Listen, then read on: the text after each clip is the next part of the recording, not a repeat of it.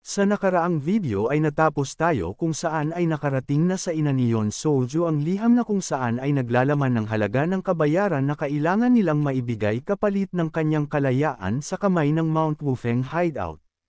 Sabi naman dito ni Yon Newbach na bukod pa doon na ang halos nakalagay sa liham na ito ay sinasabi na ang Luyang Five Heroes ay nagawa din na mabihag. Kaya naman ay sinabi nito sa kanyang ina na kailangan nilang sabihan ang iba pang mga sect na kaugnay dito upang mapag-usapan ito ng kasama sila. Nagalit naman dito ang kanyang ina at sinabihan siya na kung ano naman ang mangyayari kung sakaling gagawin nila iyon, dahil dito ay nagtaka naman siya sa sinasabi sa kanya ng ina nito.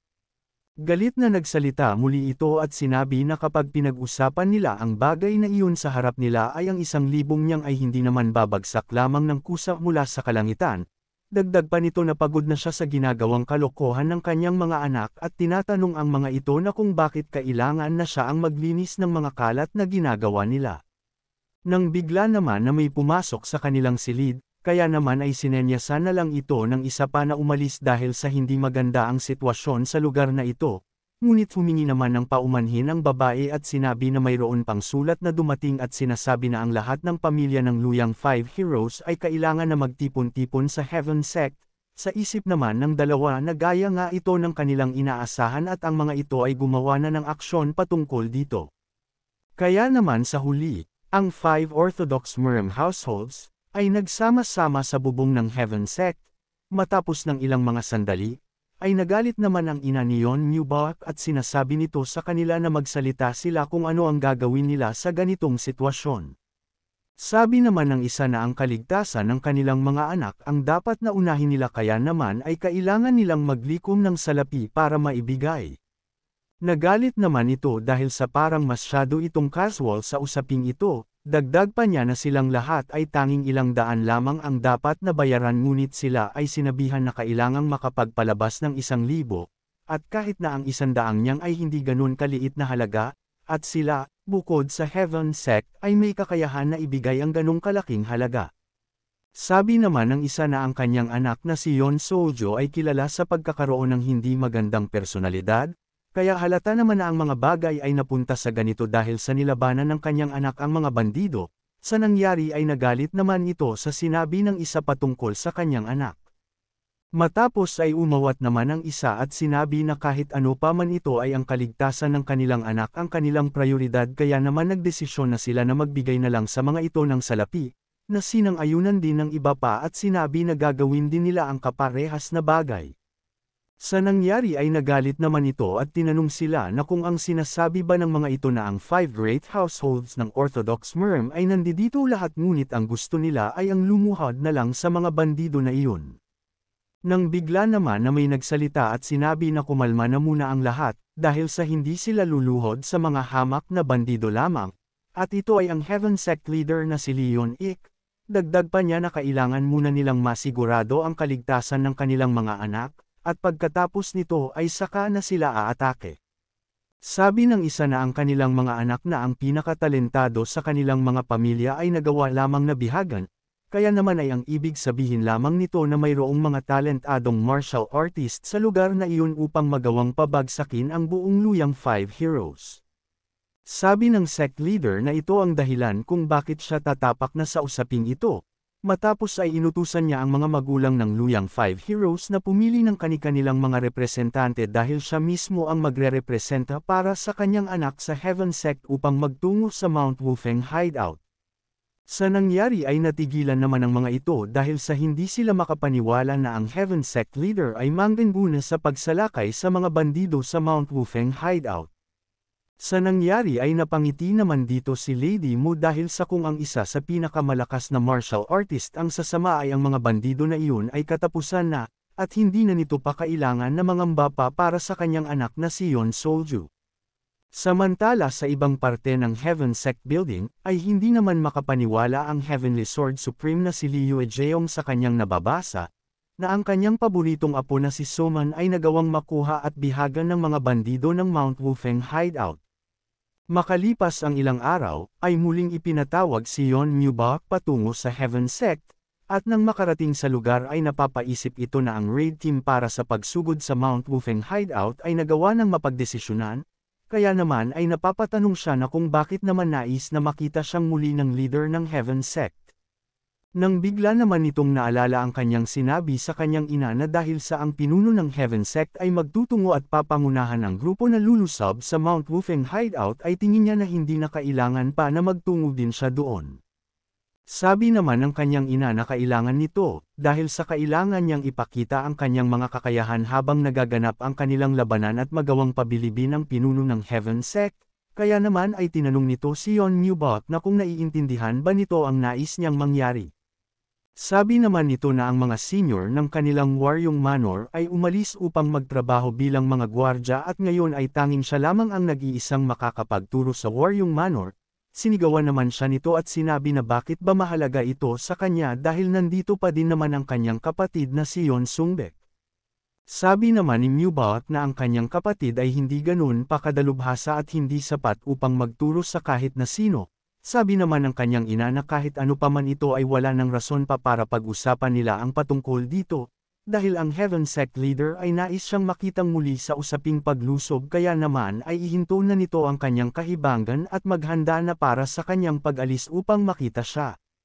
Kaya naman dahil dito ay malungkot naman itong napapasabi na sa huli ay hindi na naman niyang magawang manalo laban sa kanyang ina. Nang bigla naman na may nagtanong kung siya ba ay nagmula sa Waryong Manor, na sinang-ayunan naman nito. Kaya naman ay matapos siyang batiin ito ay sinabi sa kanya na ang kanilang sect leader ay naghahantay na sa kanya sa loob kaya naman ay sinabihan na siya nito na pumasok na.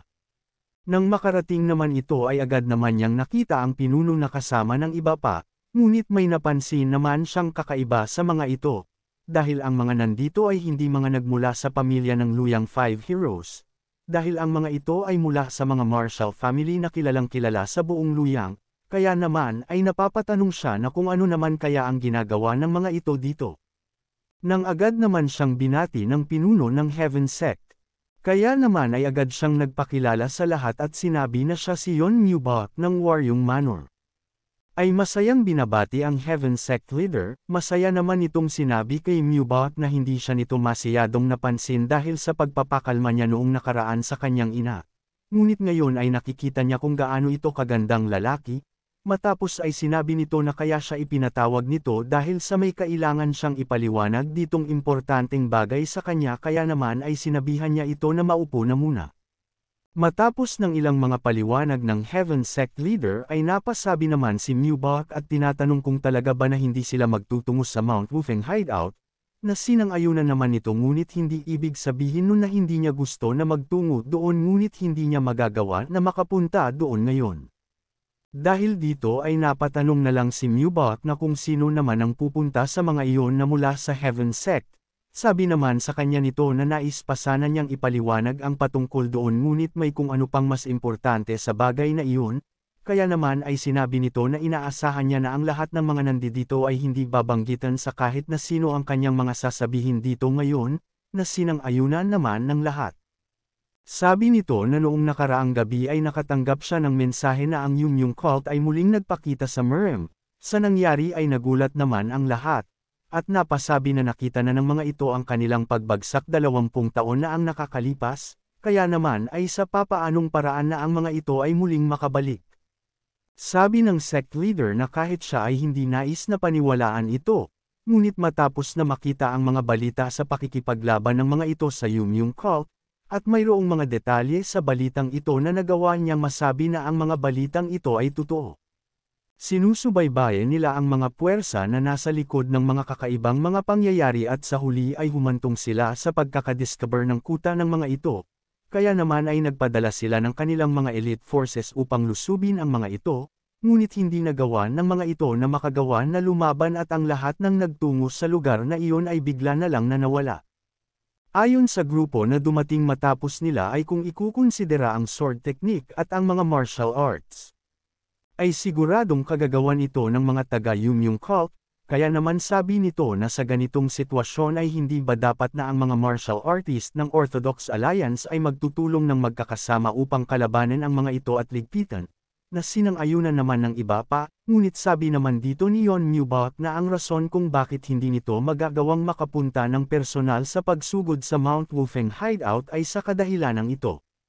Sinang-ayunan naman ito ng Heaven Sect leader at sinabi na hindi nila alam kung kailan ang mga bastardong Yumyung cult ay lilipat ng kanilang kuta, kaya naman ay mas pinaprioridad niya ang pagsupol sa mga ito at bago ang sa Mount Wufeng hideout. Kaya naman sabi nito, na napagdesisyonan na niya na pagsama-samahin ang lahat ng Victory Squad ngayon upang muli nilang mapabagsak, at hinihiling ang lahat na tulungan nila ang Victory Squad upang burahin ang Yumyung cult.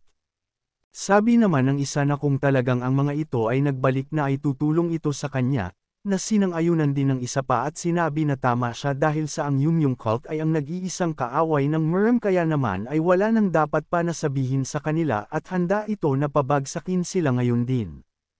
Habang pinagmamasdan ni Yon Mubok ang mga nangyayari ay sa isip nito na mukhang totoong mas importante nga ito kumpara sa paglusob sa Mount Wufeng hideout. Ngunit kung silang dalawa ng pinuno ng Heaven Sect ay hindi sasama sa pagpunta sa Mount Wufeng hideout ay magiging tagumpay kaya ang mga iyon. Kung umabot ka na sa parte ng video na ito ay maaari lamang na i-click ang like at super thanks sa baba bilang pagsuporta. Maraming salamat. Kinagabihan naman sa Mount Wufeng hideout, ay sinabi ni Soman kay Yon Soju na halos ilang linggo na ang nakalipas magmula nang sila ay nakulong sa lugar na ito. At sigurado siya na ang kanilang mga pamilya ay patungo na dito na dala ang mga pera kaya naman ay kailangan pa nila na magtiis ng kaunti sa lugar na ito. Sinang-ayunan naman niya ito, ngunit sa isip niya ay napapasabi ito na mukhang makakahiram sila mula sa Heaven Sect ngunit papaano naman nila magagawang mabayaran pabalik ang 1,000 yang. Nang bigla naman na nagtanong si Yeonjuka na kung pabalik na ba sila mula sa palikuran o magtutungo pa sa kung saan, dagdag pa nito na masyado nilang pinapakain ang mga ito ng sobra para idumi lamang nila ng idumi. Humingi naman ng paumanhin ang kasamahan nito at sinabi na sisiguraduhin niya na kakain lamang ang mga bihag ng kaunti upang hindi na ang mga ito makadumi. Sa nangyari ay nagalit naman si Yon Sojo at sinabihan nito ang ating bida na tanging isang dumpling lamang ang ibinibigay ng mga ito sa tuwing kakain sila. Ngunit tinanong naman siya ni Yeonjuka na kung hindi pa ba sapat iyon, dahil may mga taong nabubuhay sa mundo na walang makain. Napasigaw naman ito at sinabi na hindi posible ang ganun at hinamon ang ating bida na patunayan niya ang kanyang sinasabi kung mayroon nga bang ganun. Nang bigla naman nitong naalala ang kanyang naging karanasan noong siya ay bata pa, kaya naman ay napasabi na lang ito na gaya ng kanyang inaasahan, dahil sa hindi pa din ito makaramdam ng kasiyahan sa pagpapalaya sa mga ito matapos na makuha ang kanilang mga kayamanan. Dahil dito ay napatanong naman si Yon Soju na kung ano pa ang kailangan nito sa kanila, dahil ang pera ay sobra-sobra na. Masaya naman na sinabi ng ating bida na ang nais pa niya ay ang pera na hiniram ng kanyang ina sa Heaven Sect, dahil sa sisirain niya ang lahat ng maaring pagkuhanan ng pera ng Waryong Manor upang hindi na makabayad ang mga ito ng ganong kalaking halaga. Sa nangyari ay natigilan naman ito at napatanong na kung anong kawalang kwenta naman ang sinasabi nito at kung papaanong ang isang kagaya lamang niya ay magagawa ang mga bagay na iyon. Sabi naman ni Yeonjuka na madali lamang iyon dahil siya ay nasa Green Forest Main Patrol, matapos ay ipinakita nito ang kanyang patunay. Dahil dito ay natigilan naman ang dalawa at sa isip ni Yon Sojo na hindi maaaring ang bastardong ito ay nasa Green Forest Main Patrol. Sabi pa ni Yeonjuka na kahit anong merchant union na nasa proteksyon ng Waryong Manor sa Henan Green Forest, ay ipagbabawal na sa pagpasok anumang merchant union ang sasamahan ng mga ito. Kaya naman ay napasabi siya na mukhang sa ganito ay magagawa na niya ang bagay na nais niya, at tinanong si Yon Sojo kung anong masasabi nito sa kanyang plano. Hindi naman na nakasagot dito ang kanyang kapatid at sa isip nito ay napapasabi na lang siya na hindi ito makapaniwala dahil sa kung nagsasabi talaga ito ng katotohanan ay ang hinaharap ng kanilang Waryong Manor ay magiging hindi maganda. Makalipas ng ilang mga sandali sa lugar ng Luyang Five Heroes, ay nagrereklamo ang ilan sa mga kasamahan nito at sinasabi na binibigyan lamang sila ng mga ito ng isang dumpling sa kada kakain sila. Ngunit ngayon ay gusto ng mga ito na matirang mabuhay sa pamamagitan ng isang dumpling sa buong araw, kaya naman ay napapatanong naman dito ang isa pa na kung bakit bigla silang naging ganito sa kanila. Tinignan naman ni Soman si Yon Soju ng nakakaloko at tinatanong siya na kung ano nga ba ang dahilan kung bakit ginagawa nila ito sa kanila, ngunit naiiyak naman ito dahil sa labis na inis sa ating bida. Nang bigla naman na bumukas ang pintuan sa kanilang lugar, at sinabi ni Yamyung na ang bayad para sa kanilang mga buhay ay sa wakas ay dumating na, kaya naman ay maari na silang lumabas, sila na ang mga Great Luyang Five Heroes, at sa nangyari ay nagkaroon naman ng kasiyahan sa muka ng mga ito. Sa labas naman ay ibinigay na ang mga kahon na naglalaman ng mga salapi sa mga bandido, na dala-dala ng Five Great Households. Ang mga ito ay nagtungo dito upang ihatid ang mga kabayaran para sa Luyang Five Heroes. At ito ay pinamunuan ni Li Wonho na isang elder ng Heaven Sect, na sinamahan din ng grupo mula sa Seven Sons Sect, Great Nature Sect, at maging ang Eight Immortal Sect ay nagdala din ng kanilang mga representante, ngunit dahil si Yeon Mubak ay nasa malayo sa Waryong Manor, ay ang kapatid nito na si Yeon Sungbek ang nailagay sa kanilang pagpunta sa lugar na ito, at ito ang naging dahilan kung papaanong muling nakita ng ating bida na si Yeon Juka ang isa pa niyang kapatid sa kanilang ama matapos ng mahigit 10 taon nang walang kahit na sino sa Waryong Manor ang nakapagtanto nito. Sa isip naman ni Yeon Sungbek ay napapatanong siya na kung ito ba ang lugar na kung saan ay maging ang isang Sage Chonji ay sumuko na supilan ito, ngunit wala naman siyang nakikitang kakaiba dito.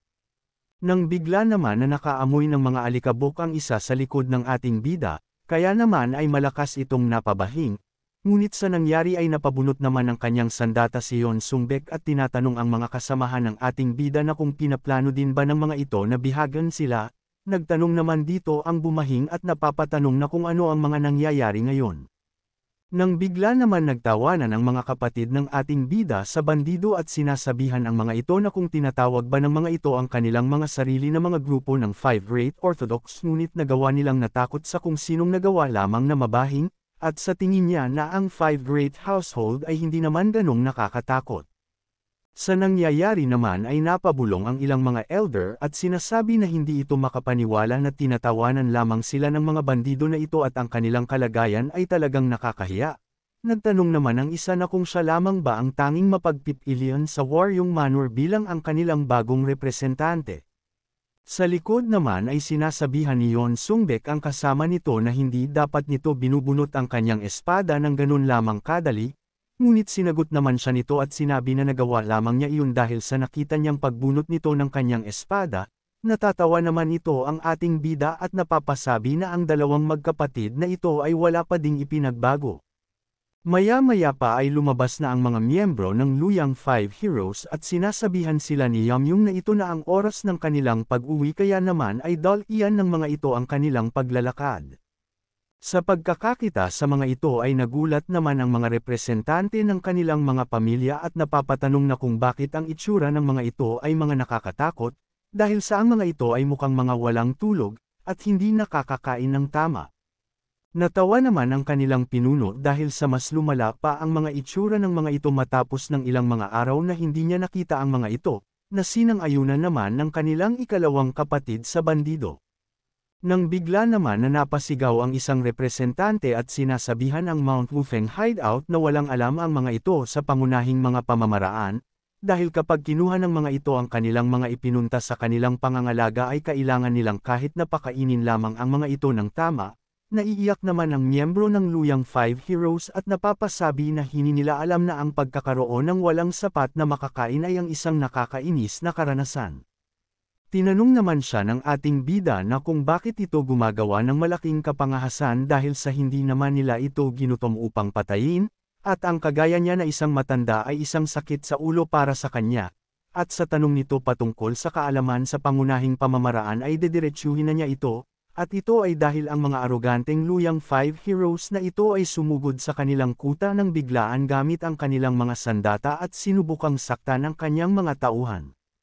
Kaya naman ay anong klaseng pagturing ang nais nitong makuha sa kanila, sa kabila ng lahat ng iyon ay hindi lamang nila hinayaan ang mga ito na mabuhay, ay binigyan din nila ito ng bubong upang masilungan at para matulugan, at pagkain para sa kanila upang hindi mamatay, kaya naman sabi ng ating bida sa mga ito ay kung may nais pa silang ireklamo, ay lumabas na ngayon din at makipag-usap sa kanyang harapan. Kaya naman kung gusto mo na masubaybayan ang ating kwento ay i-open mo lang ang notification bell pagkatapos mo na mag-subscribe.